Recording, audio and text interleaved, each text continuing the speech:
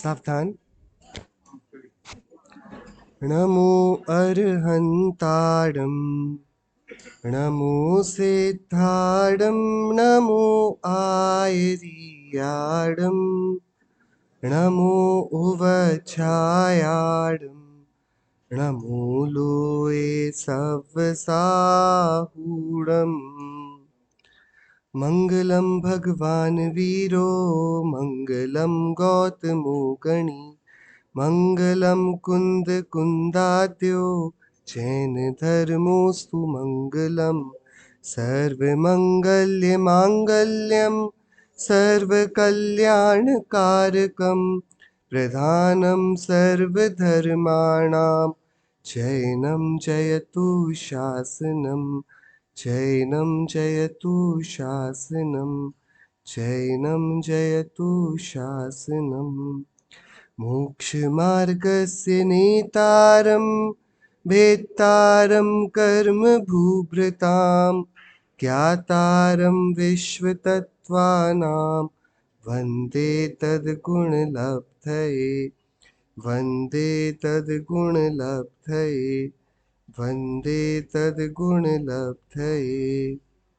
मंगलमय मंगलकरण वीतराग विज्ञान नमो ताहि जाते भय अरहंतादि महान करि मंगल करि हो महा ग्रंथ करण के काज जाते मिले समाज सब पावे निज पद राज पावे निज पद राज। हम सभी अध्यात्म रस से एक आत्मार्थी विद्वान आदरणीय पंडित श्री भागचंद जी छाजे उनके द्वारा लिखा गया यह सत्ता स्वरूप नामक ग्रंथ, इस पर चर्चा कर रहे हैं।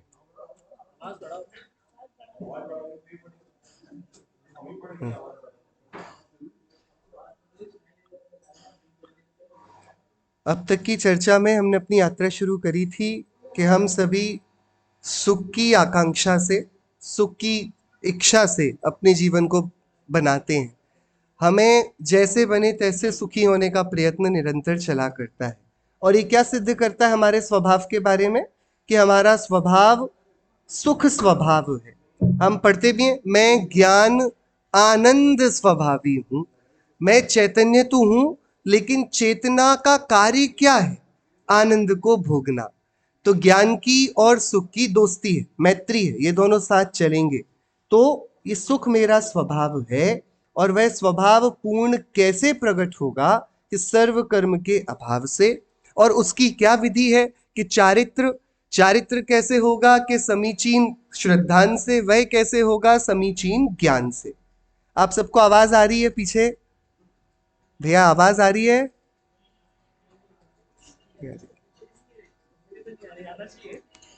हाँ हाँ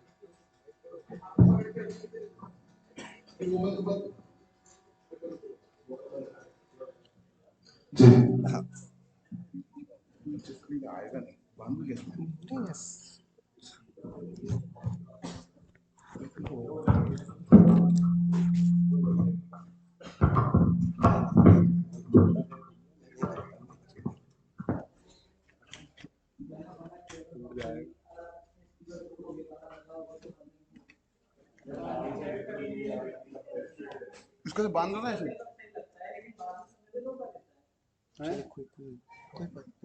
इसको बांध देना, हाथ से ले लो, हाथ से ले। हाँ अभी आवाज आ रही है आपको? पीछे भी, और जो लोग बहुत पीछे बैठे हैं? हाँ, तो अब तक की चर्चा में निष्कर्ष ये निकला कि तत्व निर्णय, इस पर पहुंचना ही हमारे जीवन का प्रथम और सर्वोपरि कर्तव्य है। और इसके लिए ही आज दोपहर की चर्चा में आखिरी में हम सभी ने एक गाथा पढ़ी थी।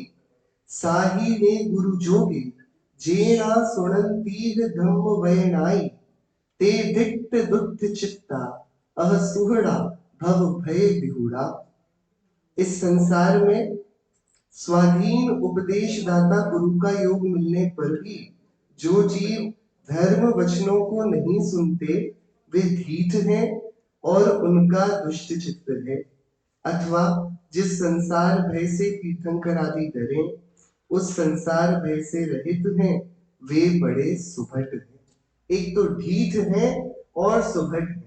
तीर्थंकर आदि जो वज्र पौरुष के धनी हैं वे भी जिस संसार के परित्याग के लिए निरंतर आराधना में अपना जीवन व्यतीत करते हैं और फिर सकल कर्मों का दहन करके सिद्धत्व को प्रकट करते हैं, वे तो संसार से निकलने का प्रयत्न करते हैं लेकिन इसके अंदर पता नहीं कैसा बल है, कैसी निर्भीकता निडरता है कि वह उस संसार से डरता नहीं।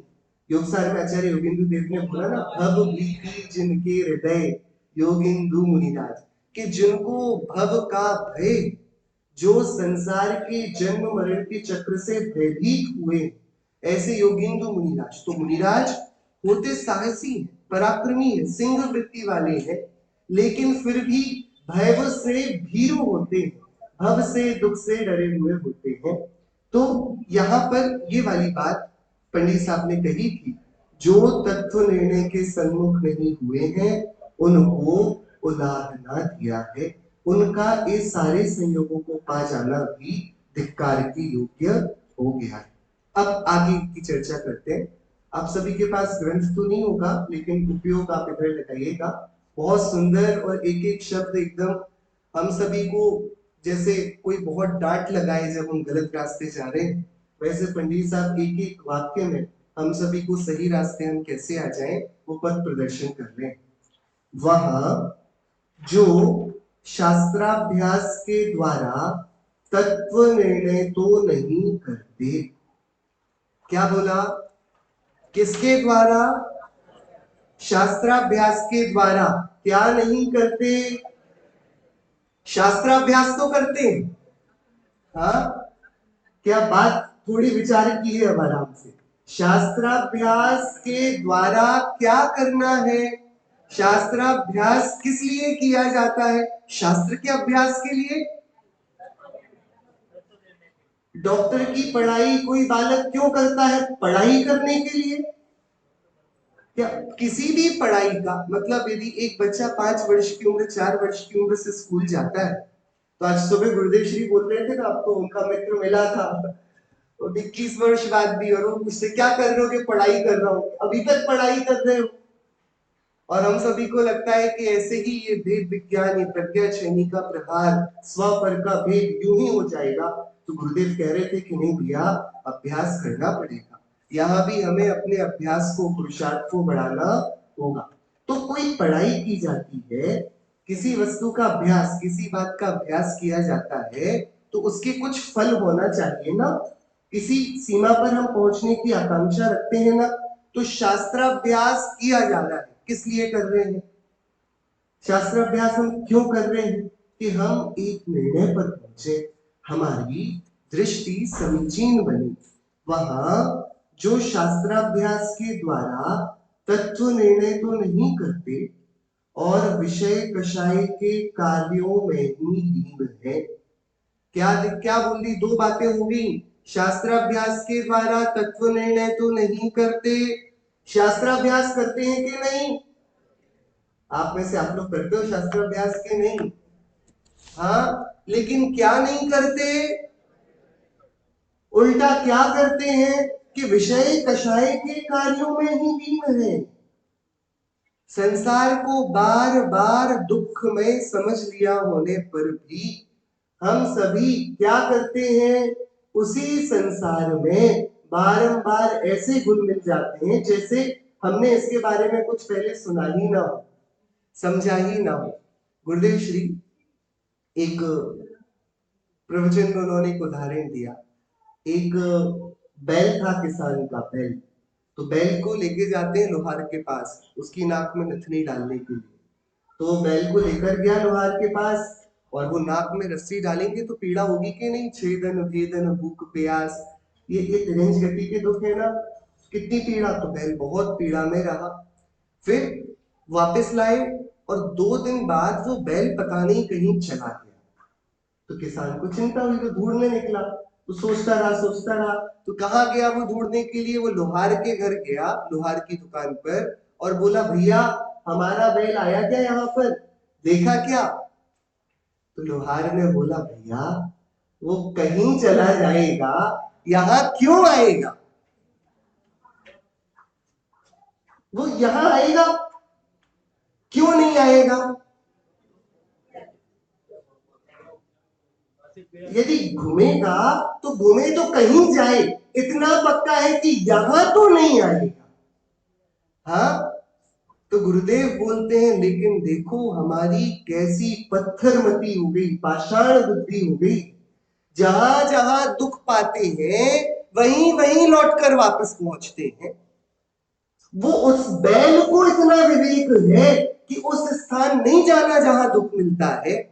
लेकिन हमने क्या किया, जहां दुख पाया हमेशा बारंबार वहीं गए सुख की आशा में, बहुत प्रयत्न किया, अंत में आकुलता, अतृप्ति, निराशा, दुख, संक्लेश उसको प्राप्त किया।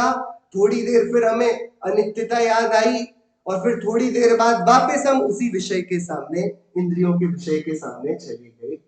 ये पामरता हुई कि नहीं? अपराध हुआ कि अरे ऐसा कोई जीव नहीं करता कि जिसमें उसे पता हो दुख की प्राप्ति होगी वहां वो जाता नहीं। 2 वर्ष आप लोगों ने घर में छुप के बिताए कि नहीं? नहीं बिताए? हाँ, क्यों? कि जहां पर पता पड़ा कि सत्ता पर प्रश्न चिन्ह है, कुछ हो सकता है, वहां पर हम तुरंत सचेत जाते हैं। मतलब हमें पता पड़े कि इससे अहित है तो हम वह कार्य नहीं करते।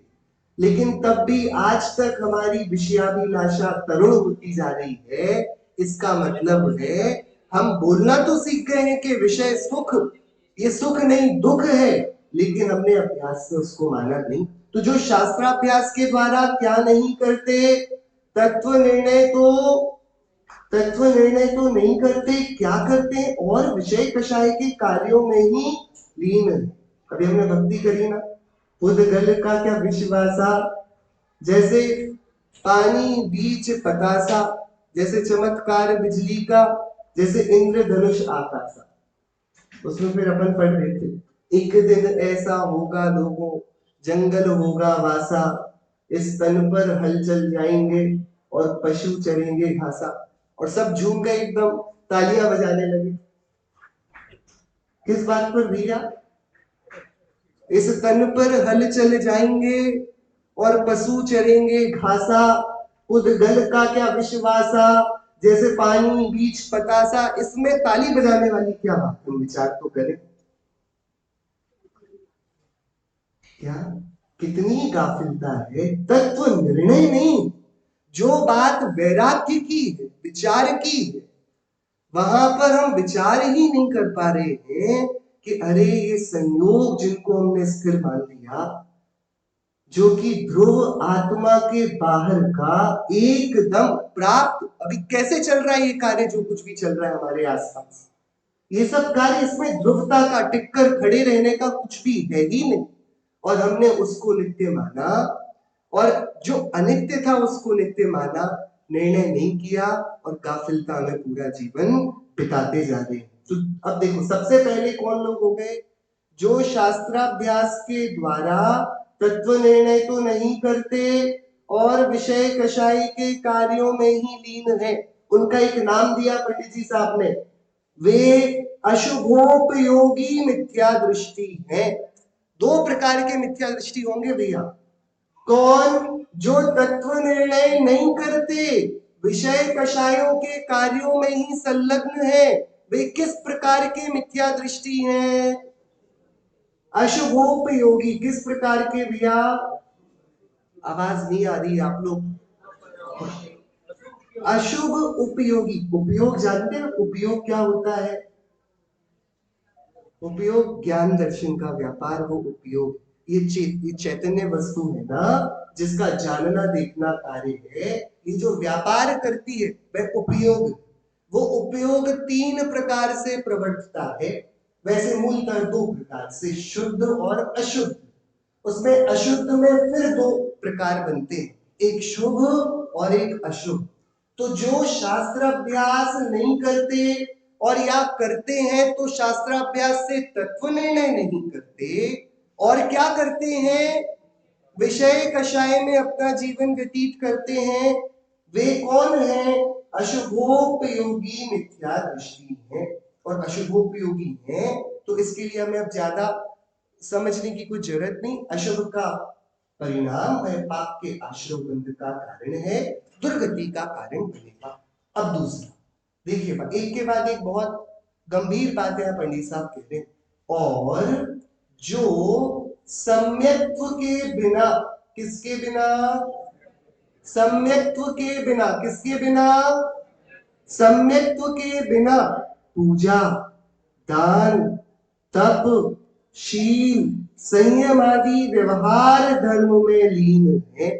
वापस क्या क्या, पूजा, ठीक है पढ़िए आप लोग, दान, और क्या लिखा है, तप, शील, संयम आदि व्यवहार धर्म में ही लीन है। किसके बिना, सम्यक्त्व के बिना। वे सम्यक दृष्टि है कि नहीं, वे शुभोपयोगी मिथ्या दृष्टि है। कितना स्पष्ट किया, एक एक बात। 2 प्रकार के मिथ्या दृष्टि को, ये कौन से जीव की बात चल रही है, जिसको सब कुछ मिल गया, जो पूरी की पूरी जो एलिजिबिलिटी टेस्ट था ना उसमें आ गया, उसकी बात चल रही है। अभी क्या कर रहा है वह जीव कि अभी चाहे तो अभी मुक्ति का पुरुषार्थ कर सकता है, अभी ये चाहे तो ये प्रयत्न कार्य हो सकता है, लेकिन तब भी वह 2 कार्यों में फंस सकता है। एक तो शास्त्राभ्यास के द्वारा तत्व निर्णय ना करे तो विषय कषाय इसमें ही लीन रहे तो अशुभोपयोगी मिथ्या दृष्टि बन जाए, और सम्यक्त्व ना करे, बाकी सब किया करे, पूजा, व्रत, तप, दान, संयम, ये सारे व्यवहार धर्म में प्रवृत्ते, तो क्या होगा, होगा शुभोपयोगी पर रहेगा मिथ्या दृष्टि। दोनों में से कौन सा अच्छा है, हाँ, शुभोपयोगी या शुभोपयोगी। अंतर क्या है दोनों में, एक ने डायरेक्ट फ्लाइट की टिकट कराई है, एक ने थ्रू लिया है। क्या, एक सीधे नरक निगोद की यात्रा करने वाला है और एक कहते चैफा वर्तन धरे यो परिवर्तन पूरे। इस फर्क में थोड़ा घूम के जाएगा, लेकिन दोनों का अंततः गंतव्य स्थान को एक इंद्रिय जाति निगोद का ही स्थान है, क्योंकि मिथ्यात्व का फल निगोद। बात समझ में आई भैया, क्या तो कौन सा रास्ता अच्छा है, स्वर्ग से जाकर जाना है निगोद को कि नरक से जाकर जाना है, बताइए कौन सा अच्छा है।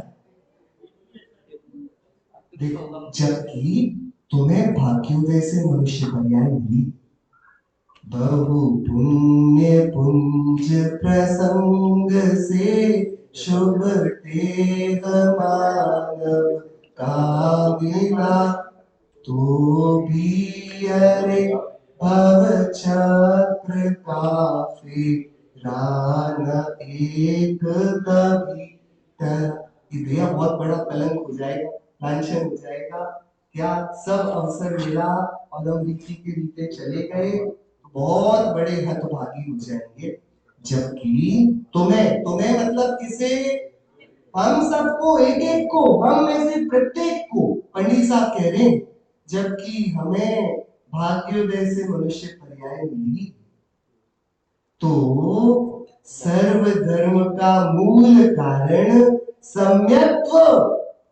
सर्वधर्म का मूल कारण क्या है, दंसण मूलो धम्मो, धर्म का मूल वही क्या है, दर्शन, सम्यक्त्व है। सर्वधर्म का मूल कारण सम्यक्त्व, पहली बात, और उसका मूल कारण, किसका मूल कारण, सम्यक्त्व का। धर्म का मूल कारण सम्यक्त्व और सम्यक्त्व का मूल कारण क्या, तत्व निर्णय, तथा उसका मूल कारण शास्त्राभ्यास। तत्व निर्णय कैसे होगा? शास्त्र के अभ्यास से वह अवश्य करने योग्य है। क्या कर रहे हैं? बात सुख तक पहुंचने की है, लेकिन सुख से आते आते आखिरी कड़ी क्या है? शास्त्राभ्यास। शास्त्राभ्यास किस लिए? जानकारी बढ़ाने के लिए कि नहीं, तत्व के निर्णय पर पहुंचने के लिए। उस तत्व निर्णय से क्या होगा? कि सम्यक्त्व होगा। वो सम्यक्त्व कैसा है? कि सर्व धर्म का मूल है, वही समस्त दुखों से निवृत्ति कराने में सक्षम है। जो ये ना करे, शास्त्राभ्यास ना करे, तत्व विचार ना करे, तत्व निर्णय ना करे, सम्यक्त्व ना करे, फिर वह पूजा करे, व्रत तप दान करे या विषय लंपटता में पड़ा हो, उसका भविष्य अच्छा नहीं। क्या बात गंभीरता की? जो अशुभ में पड़ा है वो तो निंदनीय है ही। जगत में उसे पुचकारता कौन है? यहाँ पर कोई किसी को मारने लग जाए तो आप में से कोई रोकोगे नहीं? कितने लोग रोकने के लिए आ जाएंगे? अरे आओगे आप लोग कि नहीं? आप लोग संशय में लग रहे हो।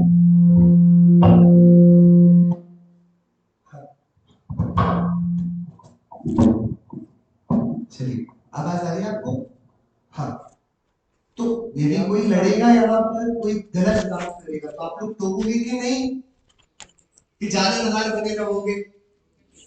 अरे बोलिए, टोकेंगे ना? कोई गलत कार्य करे तो टोकने वाले हजार हैं, लेकिन यहाँ पर कोई चींटी की रक्षा करने बैठे तो आप टोकोगे क्या? अनुमोदना करोगे? हाँ बोलो भैया, क्या करोगे? प्रशंसनीय कार्य कौन सा है? निंदनीय कार्य करना, गंदा कार्य करना, कि अच्छा रक्षणीय कार्य करना? बताइए, मोक्ष मार्ग में प्रशंसनीय क्या है? हमें बचपन में पाठशाला में वो कहानी पढ़ाई जाती है ना, एक मुनिराज ध्यान में बैठे हैं, यहाँ एक सूकर है, यहाँ एक बाघ है। बाघ ने देखा अरे मुनिराज बैठे हैं, आज तो भोजन मिलेगा। सूकर ने देखा अरे मुनिराज बैठे हैं, कैसे निर्भीक बैठे हैं, क्या प्रशम शांत मुद्रा है, हम इनकी रक्षा करेंगे। मुनिराज ध्यान में बैठे हैं, शूकर मुनिराज की रक्षा करता है, बाघ मुनिराज पर प्रहार करता है, शूकर और बाघ दोनों लड़कर मर जाते हैं, बराबर। और मुनिराज क्या करते हैं? इन तीनों में प्रशंसनीय कौन है? तीनों दशाओं में, इन तीनों जीवों की परिणतियों में आप किसकी टीम में हो? क्यों? बाघ जो मुनिराज की रक्षा कर रहा है उसकी टीम में हो के नहीं? अरे तो आप नहीं करोगे रक्षा, ऐसे ही देखते रहोगे? क्या करोगे बताओ? थोड़ा विचार तो करें हम। भूमिका के योग्य कर्तव्य क्या? मुनिराज सामने खड़े, देवशास्त्र गुरु खड़े, पंच परमेश्वरी भगवंत खड़े, और धर्मी जीव को जो उनके अहोभाव से, जिसका रोम रोम एकदम भरा हुआ, जो अंदर से देवशास्त्र गुरु की भक्ति से, क्यों? अरे जिन्होंने मोक्ष का मार्ग बता दिया, मोक्ष मार्गस्य नेतारम भेतारम कर्म भूभृताम ज्ञातारम विश्व तत्वानाम वंदे। अरे जिन्होंने साक्षात मुझे विज्ञापन दिया कि मेरे अंदर क्या सामर्थ्य है, स्वयं ने प्रकट की ना भगवान की महिमा क्या है, कि मैं समझता था कि मैं सामान्य संसारी हूं और मेरे बीच में ही मेरे जैसा एक व्यक्तित्व खड़ा हुआ और उसने अपने पौरुष से अनंत चतुष्टय को प्रकट किया। मुझे पता पड़ा अरे ये करते हैं तो मैं भी कर सकता हूं। ये उपदेश किससे मिला? इस पद का प्रदर्शक कौन है? कि वीतरागी देव तो हैं।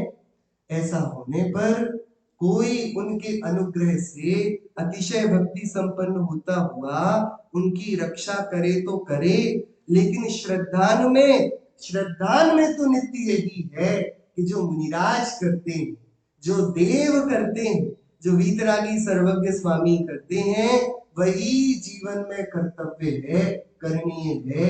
एक शुद्ध उपयोग के सिवाय दूसरा कोई धर्म का मूल मार्ग नहीं। आदर्श क्या? तो क्या बात करी? यदि कोई पाप करे तो टोकने वाले हजार हैं, और कोई पुण्य में पड़ जाए तो सब तालियां पीटेंगे। उसको पुण्य भी बेटा तुझे बांधने वाला है, ये तुझे डुबा देगा, ये स्वर्ग की चकाचौंध में ऐसा अंधा बताएगा कि नेत्र भी ना रहेंगे, रसना भी ना रहेगी, घ्राण भी ना रहेगी, कोई इंद्रिय नहीं बचेगी, एक निगोद रहेगा। ऐसा यह पुण्य जो मीठा जहर है उससे बचाने वाला कोई है नहीं। अतः दोनों ही प्रकार की दृष्टियां बहुत घातक पड़ जाएंगी। तो शुभोपयोगी मिथ्या दृष्टि और अशुभोपयोगी मिथ्या दृष्टि दोनों ही तत्व निर्णय नहीं करते, शास्त्राभ्यास का आदर नहीं करते, और इस कारण सम्यक्त्व को ना पाने के कारण चारित्र को प्राप्त नहीं होते। चारित्र ना होने से कर्म भाव होता नहीं और वे मोक्ष को प्राप्त कर सकते नहीं, सुख को उपलब्ध हो सकते नहीं। जबकि तुम्हें भाग्योदय से मनुष्य पर्याय मिली है, तो सर्व धर्म का मूल कारण सम्यक्त्व और उसका मूल कारण तत्व निर्णय तथा उसका मूल कारण शास्त्राभ्यास वह अवश्य करने योग्य है। परंतु जो ऐसे अवसर को व्यर्थ खोते हैं, भैया सावधान, क्या बोल रहे हैं, जो ऐसे अवसर को व्यर्थ खोते हैं उन पर बुद्धिमान करुणा करते हैं। कहा है कि प्रज्ञैव दुर्लभा सुष्टु दुर्लभा सान्य जन्मनि ताम प्राप्य ये प्रमाद्यन्ति ते शोच्याः खलु भीमताम्। इस संसार में प्रथम तो विचार रूप बुद्धि होना ही दुर्लभ है। पहले तो कोई विचार करने की परिपक्वता पाए, मैं कौन, मेरा क्या स्वरूप, इसकी जिज्ञासा भी किसी को उत्पन्न हो, वही दुर्लभ है। और परलोक के लिए बुद्धि होना तो अत्यंत दुर्लभ है। किसके लिए बुद्धि होना भैया? पर कल अपन ने चर्चा करी थी ना, कहाँ जा रहे हैं अपन मनुष्य गति के बाद? आपने विचार किया कि नहीं, कहाँ जाने वाले हो? पूरा दिन बीत गया उस चर्चा के बाद, आपने थोड़ा विचार किया, अरे मरने वाले हो कि नहीं यहां से? बड़े मतलब पर्याय का परिवर्तन होगा कि नहीं? फिर क्या, उसके बाद क्या? भैया पीछे वाले लोगों, ये मंद पवन आपकी मित्र नहीं शत्रु है। देखो अपन को स्वाध्याय भवन के बाहर भिजा दिया उसने। हाँ बताओ भैया, मृत्यु होगी कि नहीं? मृत्यु के बाद क्या होगा? किस गति में जाना है? बोलो भैया, किस गति में जाना? चार ही ऑप्शन है ना अभी तो, पंचम काल है, हीन सहनन है, पुरुषार्थ शून्य हो गए, तो कहाँ जाएंगे? ए मनुष्य, बी तिर्यंच, सी नरक, डी देव। कौन सा ऑप्शन आपने अपने लिए चयनित किया है? अरे बोलो भैया, पोल करवाए, मनुष्य वाले हाथ उठाए क्या किया जाए? क्या कुछ कुछ आपको विज्ञान पता मनुष्य कैसे हुआ जाता है, देव कैसे हुआ जाता है, नारकी कैसे हुआ जाता है? समय सार में पढ़ा ये वाली बात, आपको पढ़ाई समय सार ग्रंथ में? श्री समय सार जी ग्रंथादिराज में कौन से अधिकार में चर्चा आई कि मनुष्य कैसे बना जाता है, तिर्यंच कैसे बनाया जाता है? भैया आप लोगों ने पढ़ा ये नहीं पढ़ा? कौन से परमागम में ये विधि आई है, देव कैसे बनना? आपके पढ़ने में आई कि नहीं? तत्वार्थ सूत्र क्या आया वहां पर? वहां तो आश्रमों के कारण बताए, ये थोड़ी बोला कि ये करो तो तुम ये बनोगे, बोला जो करता है वो बन जाएगा। बात अब विचार की, बहुत आराम से समझने की है।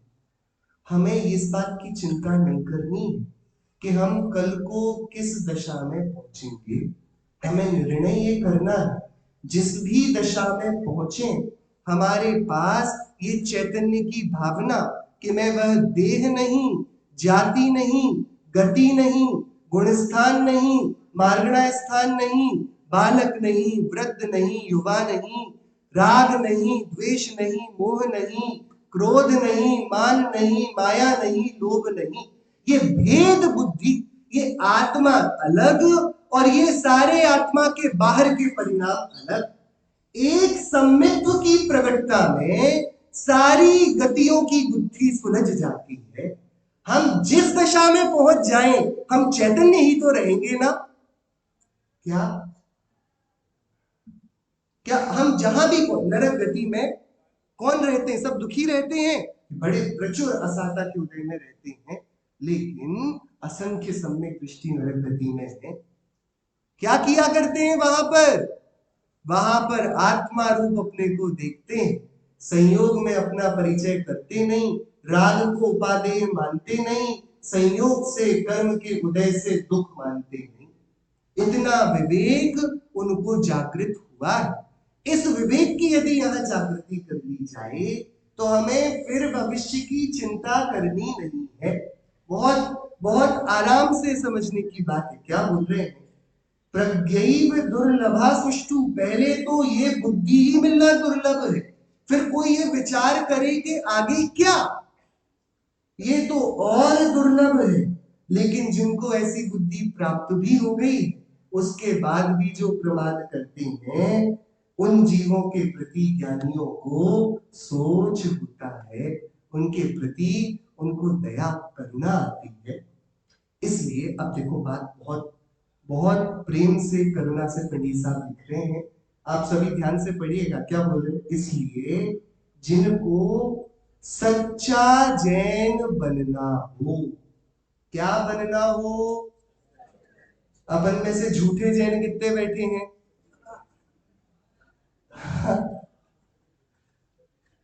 पंडित क्या बोल रहे हैं? इसलिए जिनको सच्चा जैन बनना हो, आप में से जैन कितने हैं पहले तो ये बताओ। गुरुदेव श्री बोले थे सुबह, घट घट अंतर जिन बसे, घट घट अंतर जैन है तो सब, लेकिन मत मदिरा के पान सो, मत वाला समझे। इसलिए जिनको सच्चा जैन बनना हो, आप में से किसको बनना है सच्चा जैन? आप लोग बोल ही नहीं रहे हो एकदम, क्या एकदम आवाज आ रही है? प्रमाद आ रहा है? जिनको सच्चा जैन बनना हो, सच्चा जैन बनना है कि नहीं? तो इतना तो मान लिया कि झूठे हो अभी।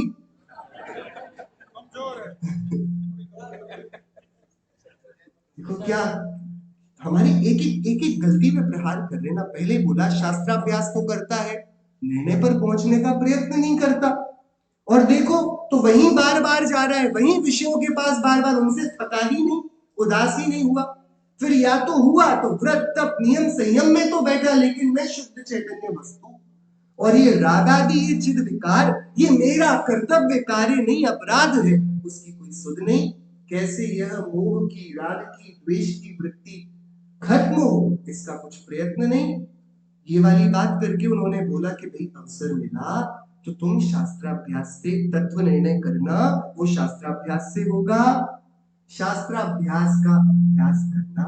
तो अब बता रहे हैं, यदि सच्चा जैन बनना हो, जिनको बनना हो, उनको शास्त्र के आश्रय से तत्व निर्णय करना योग्य है। परंतु जो तत्व निर्णय नहीं करते और पूजा, स्तोत्र, दर्शन, त्याग, तप, वैराग्य, संयम, संतोष आदि सर्व कार्य करते हैं। देखो अब इन एक एक नाम पर अपन विचार करें। पूजा, पूजा प्रतिदिन करनी चाहिए कि नहीं? अरे जैन होकर नहीं होगी तो भाई दुर्भाग्य होगा ये तो पूजा, स्तोत्र पढ़ना चाहिए कि नहीं? तो आप लोग, दर्शन, जिनदेव का दर्शन प्रतिदिन नित्य नियम है ना भैया ये। और त्याग, रात्रि भोजन का, अनछने जल का त्याग है कि नहीं भैया? अभक्ष्य का 5 प्रकार के।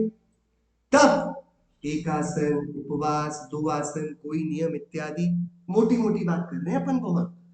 वैराग्य, अरे वैराग्य होना चाहिए जीवन में थोड़ा कि नहीं होना चाहिए? आप लोग इसमें दो मत हैं क्या जो मैं बातें पूछ रहा हूं? तो आप बहुमत से बोलिए ना, वैराग्य करना चाहिए कि नहीं? संयम, जीवन में संयम होना चाहिए कि नहीं? संतोष, अरे निर्ग्रंथों का मार्ग है ये, परिग्रह बड़ा पाप है, संतोषी जैन नहीं होंगे तो कौन होगा? होना चाहिए। ये आदि सर्व कार्य तो करते हैं, ये करने चाहिए कि नहीं? ऊपर पहले पहले की पंक्ति अपन नहीं भूले क्या? जिनको सच्चा जैन बनना हो उनको शास्त्र के आश्रय से तत्व निर्णय करना योग्य है, परंतु जो तत्व निर्णय नहीं करते तो क्या करते हैं कि पूजा, स्तोत्र, दर्शन, त्याग, तप, वैराग्य, संयम, संतोष आदि सर्व कार्य करते हैं, सो उनके सर्व कार्य असत्य है। क्या लिखा? असत्य मतलब झूठे, निष्फल। क्या निषेध किस चीज का किया यहां पर? निषेध किया, ये बता रहे कि इतना कुछ कर लिया लेकिन जो करना था वो छूट गया भैया। करने से कौन रोक रहा है? अभी प्रारंभिक भूमिकाएं करने की ही बात कर रहे हैं। क्या करो? शास्त्राभ्यास करो, करो। क्या करने के लिए? कि तत्व मैं कौन हूं, मेरा क्या स्वरूप है, इसका विचार तो करना चाहिए कि नहीं? ये विचार करना योग्य नहीं है क्या भैया? हम पैदा हो गए, हमारा ये चेहरा मिला, ये रंग मिला, ये रूप मिला, ये माता पिता मिले, ये शहर मिला, गांव मिला, व्यापार मिला। आप थोड़ा अच्छे से विचार करना ठंडे दिमाग से। आपसे पहले पूछा गया था कैसी नाक नक्श चाहिए, आंखें चाहिए? कौन से शहर में पैदा होके पहले मम्मी पापा ने इंटरव्यू के लिए एप्लीकेशंस बुलाई होंगी, अप्लाई किया होगा हमने, हमको करेली शहर में जन्म लेना है, ये वाले माता पिता के यहाँ, ये रूप ऐसा चाहिए, रंग का एक कैटलॉग दिखा होगा, कौन सा टेक्सचर, कौन सा रंग चाहिए। आपसे पूछा गया था क्या? अच्छा, कोई पूछता तो जो आपको उपलब्ध है वही मांगते कि कुछ और?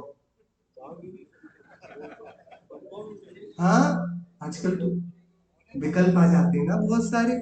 यदि मिलता, मतलब जो उपलब्ध है वो आपकी इच्छा के अनुरूप है कि नहीं? अरे बोलो भैया, हाँ या नहीं?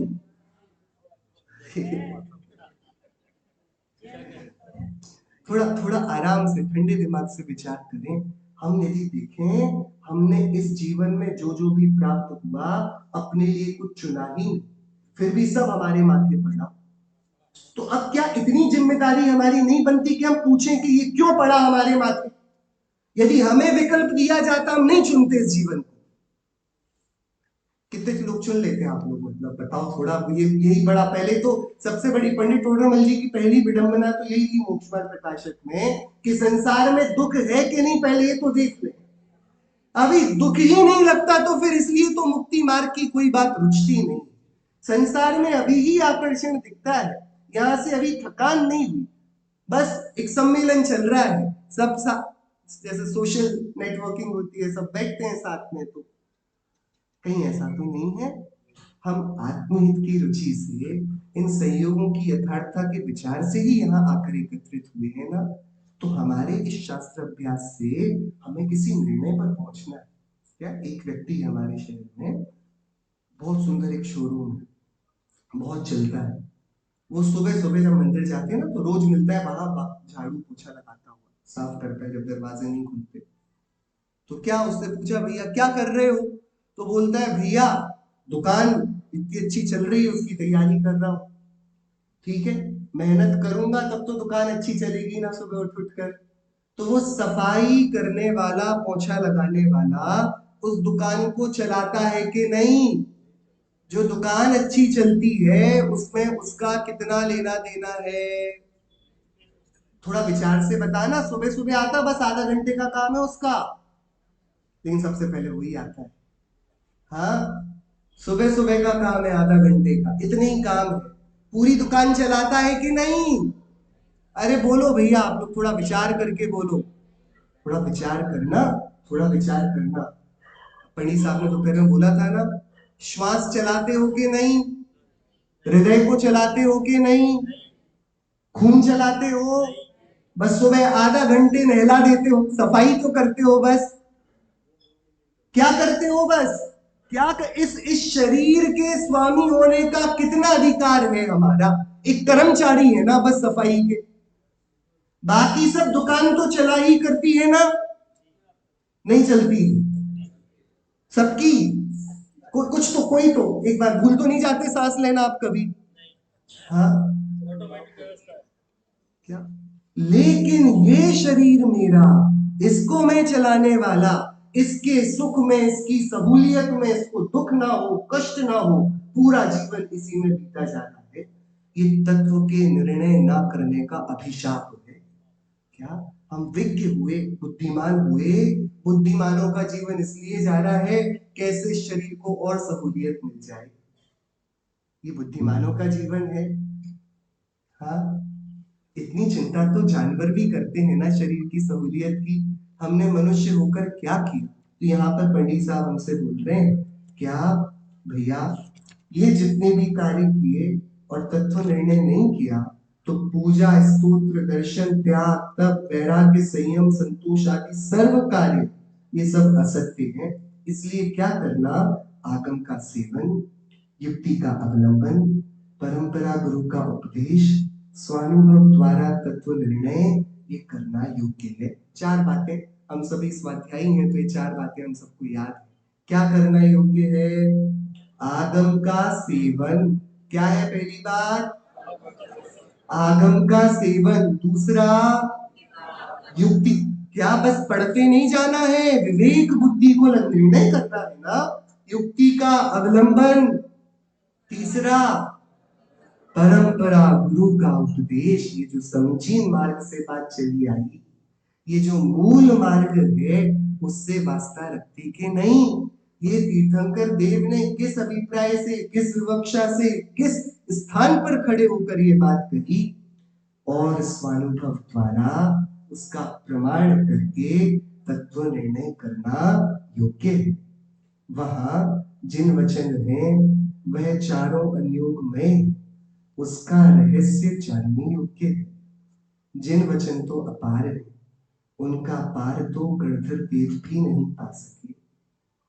जो पद छल के श्री चिन्हवर के ज्ञान में, कह न सके वह भी श्री भगवान। जब उस स्वरूप को अन्य वचन से क्या कहूँ, अनुभव गोचर मात्र रहा वह ज्ञान। जब अपूर्व अवसर ऐसा किस दिन आएगा।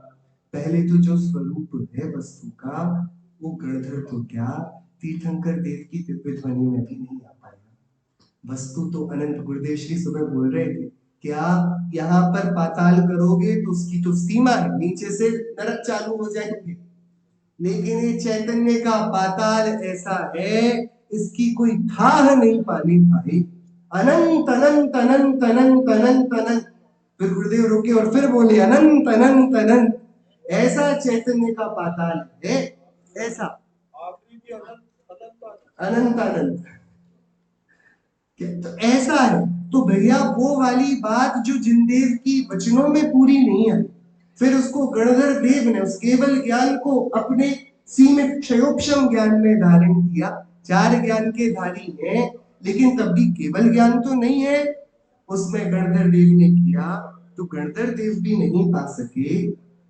वह वाली बात चारों अनुयोगों में आचार्यों की परंपरा में कूद दी गई। इसलिए उनमें जो मोक्ष मार्ग के प्रयोजन भूत वस्तु है, उसे तो निर्णय करके अवश्य जानना।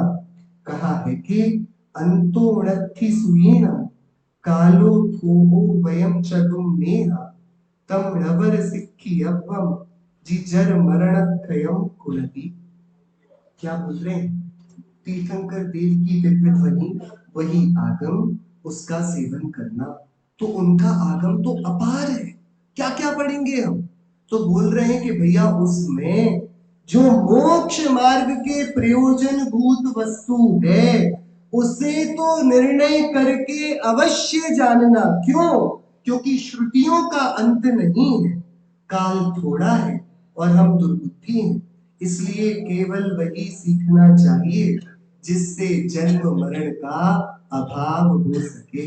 इसलिए हम सभी आचार्य कुंद कुंद देव की इस भूमि पर एकत्रित हुए कि जो अध्यात्म की मुक्ति पथ की पारमार्थिक व्याख्या उन्होंने करी, जो हमें जिनदेव की दिव्य ध्वनि का सार उन्होंने दिया, जिससे जन्म मरण का अभाव किया जा सकता है, अवश्य होता है, उस बात को बहुत बहुत शास्त्राभ्यास से तत्व निर्णय करके हृदयंगम करें और अपने जीवन को वास्तविकता में सम्यक से विभूषित कर मुक्ति पथ पर अग्रसर हो। इसी मंगल भावना से अपन अभी की बात को पूरा करते हैं। निष्कर्ष है तत्व निर्णय, ये हमारा चरम अभी वर्तमान में जो करने योग्य है, जिसके सिवाय जिसके बिना हम इस अवसर को जाने नहीं दे सकते, वो है तत्व निर्णय। जो पढ़ा सुना समझा हो उसका विचार कर उससे मैंने क्या निष्कर्ष निकाला, मेरी क्या प्रतीति क्या श्रद्धा है, इसका विचार हमें